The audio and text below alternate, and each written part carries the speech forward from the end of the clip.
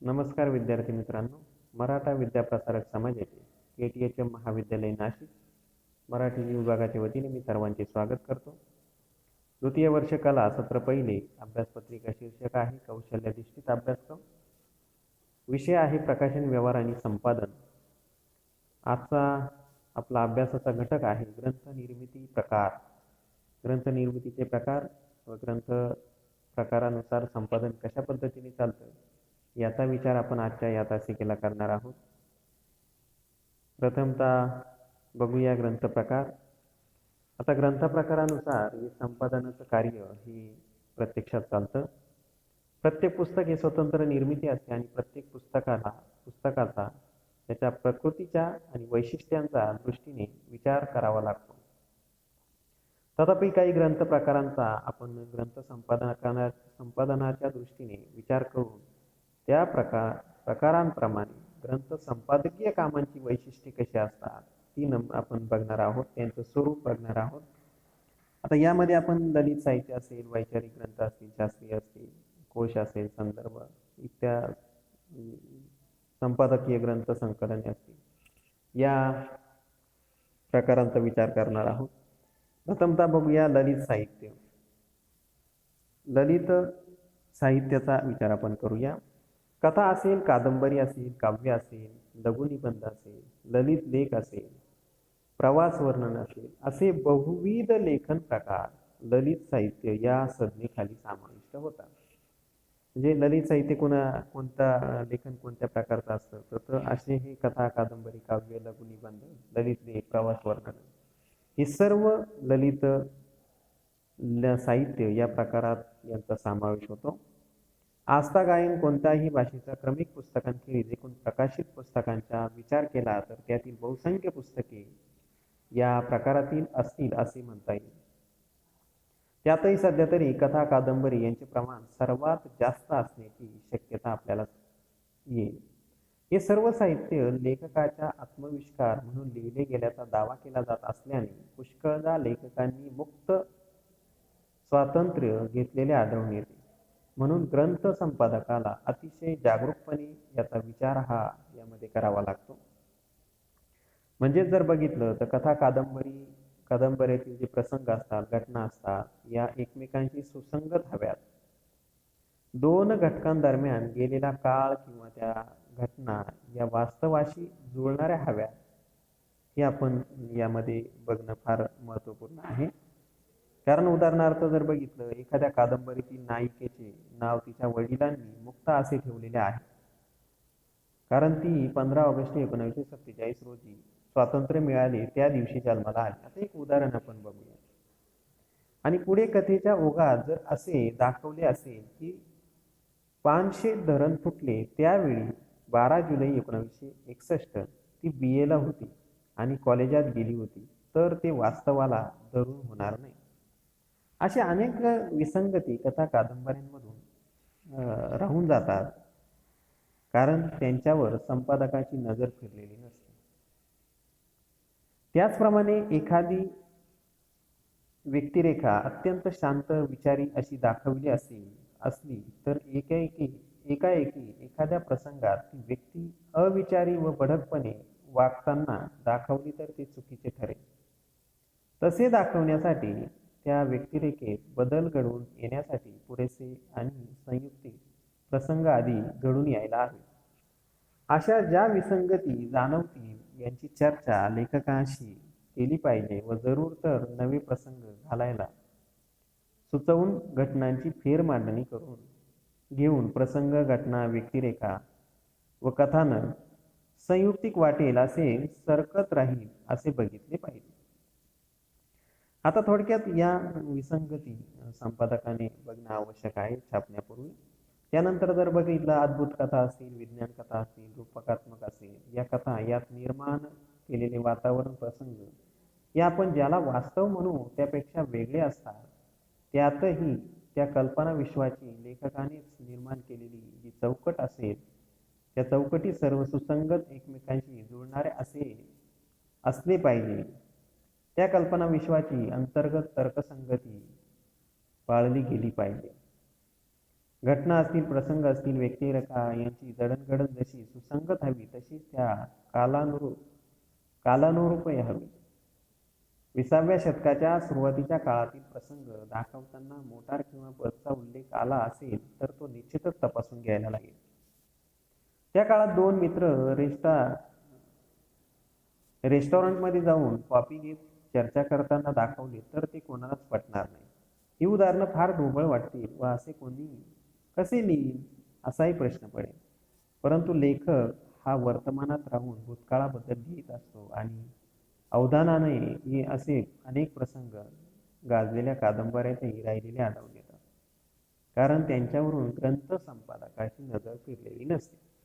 म्हणजेच थोडक्यात ललित साहित्य किंवा ललित लेखन आहे ते कशा पद्धतीने लिहिलेलं आहे, संपादकाने ते छापण्यापूर्वी त्या ललित लेखनाचा एकदा बघून घेतलं पाहिजे किंवा ते प्रसंग पडताळून घेतले पाहिजे. हा यामागचा उद्देश आपल्याला सांगता येईल. म्हणजे हा ग्रंथ प्रकारामध्ये हा जो ललित साहित्य हा जो प्रकार आहे तर या साहित्य प्रकारामध्ये ग्रंथ प्रकाराचे संपादन कसं चालतं हे आपण बारकाईने तपशीलवार यामध्ये बघितलं पाहिजे.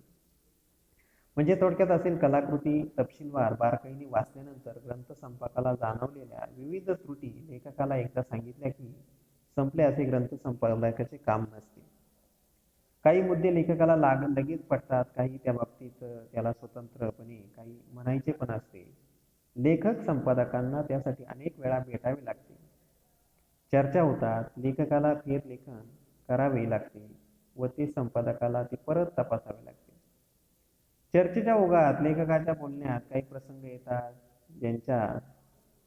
ज्यांचा समावेश करणे योग्य ठरेल असे वाटते. याप्रमाणे ग्रंथ संपादन ही दीर्घकाळ चालणारी एक अर्थाने कलाकृतीत घडणारी प्रक्रिया आपल्याला सांगता येईल. यानंतर दुसरा ग्रंथ प्रकार जो आहे वैचारिक व शास्त्रीय ग्रंथ, यांचं संपादकाचं काम कशा पद्धतीने चालतं आपण बघूया. अशा प्रकारचे लेखन करणारे सहसा स्वतः संबंधित विषयाचे अभ्यासक असतात व सुसंगत क्रमवारी मांडणी व त्यांचा अभ्यासाचा आवश्यक भाग असतो.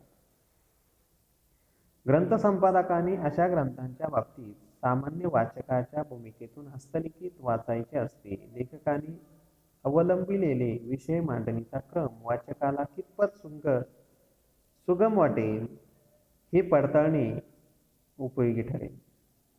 भाषेच्या बाबतीत विषयाशी संबंधित परिभाषा वाचकाला अडचणीची तर ठरणार नाही ना, हे बघायचे असते. आवश्यक वापरलेल्या परिभाषेचे स्पष्टीकरण देणारे परिशिष्टे किंवा सुरुवातीला ती समजावून सांगणारे टिपण देण्यास लेखकाला सुचवावे. विषयाशी संबंधित आकडेवारी असेल, तक्ते असतील, आलेख असेल, रेखाचित्रे असतील, ही योग्य जागी आली आहेत की याची खात्री करून घेणे आवश्यक असते. मूळ विषयाची सलग मांडणी होण्याच्या दृष्टीने लेखकाने मूळ प्रकरणात समाविष्ट केलेला तपशील परिशिष्टे स्वरूपात देणे सोयीस्कर ठरण्याची शक्यता असते आणि त्या दृष्टीने विचार केला पाहिजे. म्हणजे थोडक्यात वैचारिक किंवा शास्त्रीय ग्रंथांचा विचार जर आपण केला तर यामध्ये योग्य असं लेखन संपादित करणं किंवा ते छापणं हा एक महत्त्वाचा भाग आपल्याला सांगता येईल. यामध्ये जर बघितलं, शास्त्रीय ग्रंथांच्या बाबतीत जर आपण बघितलं, त्यातील आकृत्या असतील, समीकरणे असतील, तक्ते असतील, आलेख असतील, यांना विशेष महत्त्व आपल्याला शास्त्रीय ग्रंथांमध्ये पाहायला मिळतं. आणि मूळ लेखकाने समाविष्ट न केलेला काही संबंधित तपशील परिशिष्टांच्या स्वरूपात उपलब्ध करून ठेवणे वाचकांच्या दृष्टीने श्रेयस्कर असते आणि तसे लेखकाला सुचविले पाहिजे. म्हणजे अशा प्रकारच्या पुस्तकांसाठी ग्रंथ संपादकांनी त्या विषयाची जाणकारांची मदत व सल्ला घेणे जरूर, तर जाणकारांच्या आणि लेखकांच्या चर्चा घडवून आणणे ग्रंथ वाचनीय व विश्वसनीय ठरण्याच्या दृष्टीने उपयोगी ठरेल. अशा प्रकारच्या ग्रंथांना उल्लेख सूची अत्यंत आवश्यक असते. असे ग्रंथ अभ्यासकांसाठी व संदर्भांसाठी वापरले जातात आणि वाचकाला हवा असलेला नेमका संदर्भ सबंध पुस्तकातून शोधणे हे फार जिकिरीचे व कालबाह्य करणारे ठरते. त्या दृष्टीने उल्लेख सूची ही वाचकाची मोठी सोय असते. जर लेखकाने उल्लेख सूची केलेली नसेल तर ती करण्याबाबत आग्रह धरणे रास्त ठरते. असे झालं वैचारिक किंवा शास्त्रीय ग्रंथांच्या बाबतीमध्ये संपादन. यानंतर आहे कोश आणि संदर्भ ग्रंथ. कोश, वाङ्मय आणि संदर्भ साहित्य यासारखे भारदस्त शब्दप्रयोग कानावर पडले की पटकन विश्वकोश, ज्ञानकोश, भारतीय संस्कृती कोश यासारखे 10-20 खंडाचे कोश, मोठमोठे शब्दकोश यासारखे ग्रंथराज डोळ्यासमोर येतात. हे सर्व प्रकल्प सामूहिक प्रयत्नातून व अनेक वर्षाच्या परिश्रमातून तयार झालेले असतात. त्यासाठी विद्वानांनी स्वतंत्र समिती असते व ती समिती किंवा संपादन मंडळ कोशाची योजना करण्यापासून संपादनापर्यंत सर्व जबाबदाऱ्या पार पाडत असते.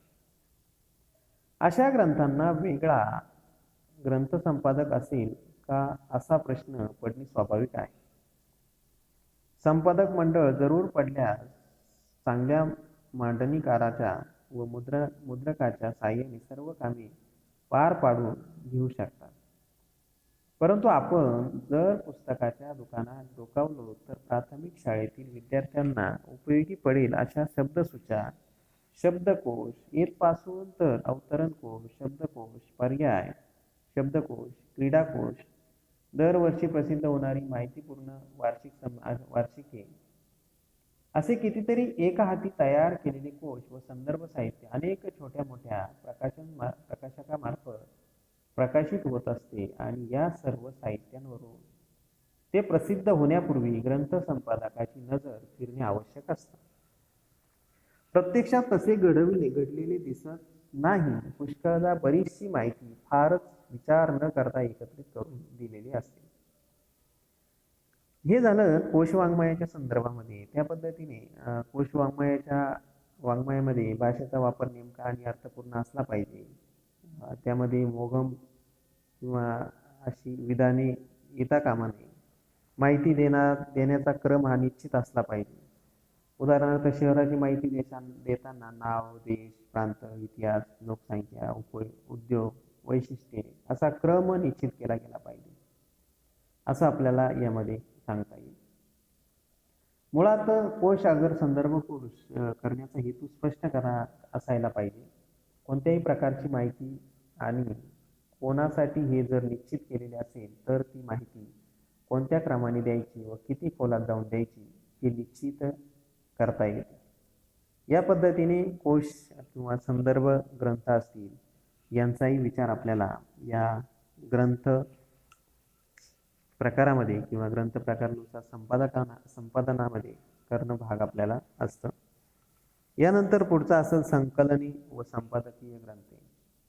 एकाच लेखकाच्या वेगवेगळ्या ठिकाणी प्रसिद्ध झालेल्या कथा, लेख, ललित निबंध किंवा वृत्तपत्रीय सदर हे संकलित करून पुस्तक रूपाने प्रकाशित केले जाते.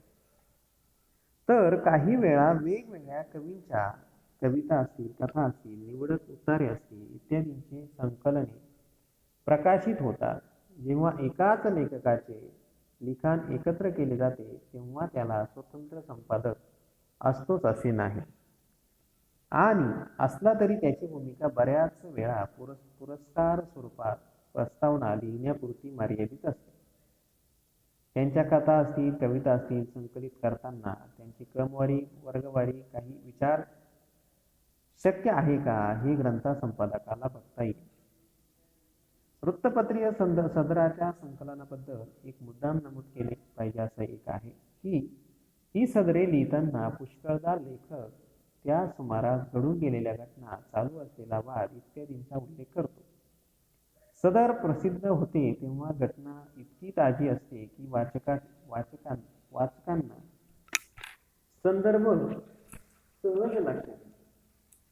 लेखकाचे चिंतन कितीही मौलिक असले तरी जर वाचकाला नेमका संदर्भ लक्षात आला नाही तर विचारांचे प्रयोजन लक्षात येईलच असे नाही.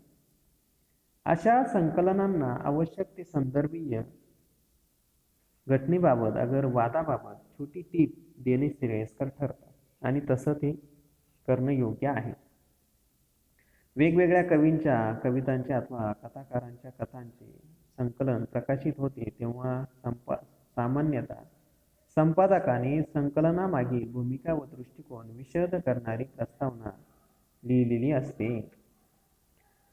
एखाद्या चर्चासत्रात सादर झालेला निबंध एकत्र करून पुस्तक रूपाने प्रसिद्ध केला जातात किंवा काही वेळा एक मध्यवर्ती विषय निवडून अनेक जाणकारांकडून त्या विषयाच्या विविध पैलूंवर लेखन मागवून ते पुस्तक रूपाने प्रसिद्ध केले जातात.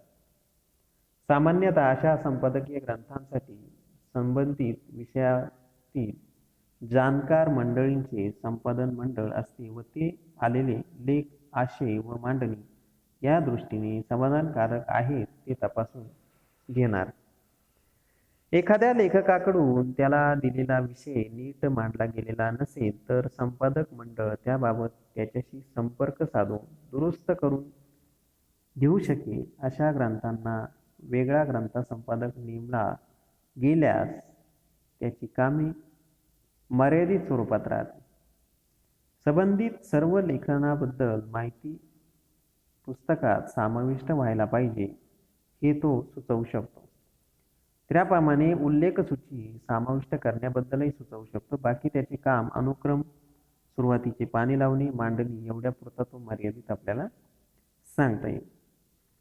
अशा पद्धतीने पुस्तकाचे संपादकीय संस्कार कशा पद्धतीने चालतात हे आपल्याला या विषयाच्या हे वेगवेगळे जे ग्रंथ प्रकार आहे त्यांच्या विषयानुसार ते संपादन कशा पद्धतीने चालतं हे आपल्याला याच्या तासिकेत समजले असावं.